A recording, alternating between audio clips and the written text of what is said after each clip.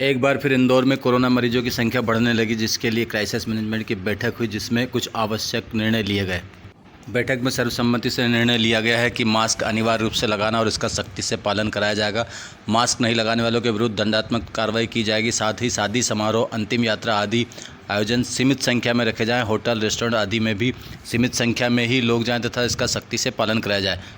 स्थिति नियंत्रण में नहीं आने पर रात्रि 10 बजे बाद होटल, रेस्टोरेंट आदि संस्थान बंद कराने के संबंध में भी कार्रवाई की जाएगी। हालांकि उक्त निर्णय राज्य शासन को भेजे जाएंगे और वहां से अनुमोदन के पश्चात ही इसे लागू किया जाएगा। शुक्रवार की शाम को हुई बैठक में जल संसाधन मंत्री तुलसीराम सिलावट, सांसद शंकर ललवानी, संभागायुक्त डॉक्टर पवन कुमार, आईजी हरिनारायण मिश्र, कलेक्टर मनीष सिंह, डीआईजी मनोज कपूरिया, विधायक मालिनी गौड़, महेंद्र हार्डिया, आकाश विजयवर्गीय सहित अन्य कई लोग मौजूद थे, जिन्होंने सर्वसम्मति से बैठक में निर्णय लिए। लोगों को सतर्क होना पड़ेगा और सख्ती भी करेंगे हम लोग अब।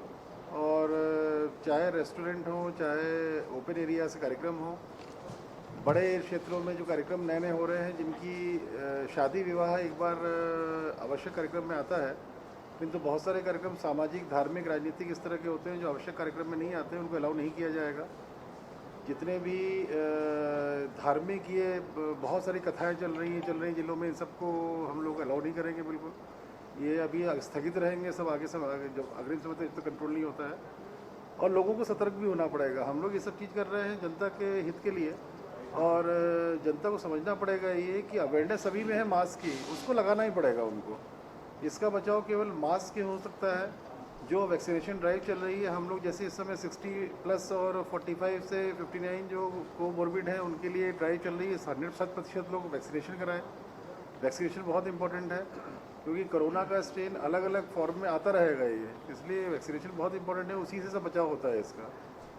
और जो खाने पीने की दुकानों में जो भीड़ हो रही है, इसको नियंत्रण के लिए रात में 10 बजे का एक निर्णय हुआ है, वो हम लोग गवर्नमेंट को भेजेंगे अभी, और गवर्नमेंट से सहमति मिलने पे ही उसको प्रभावशील किया जाएगा। उसको कोचिंग क्लासेस, रेस्टोरेंट्स और होटल्स की जो 50% कैपेसिटी की बात थी, 50% की कैपेसिटी को भी स्ट्रिक्टली इन्फोर्स किया जाएगा।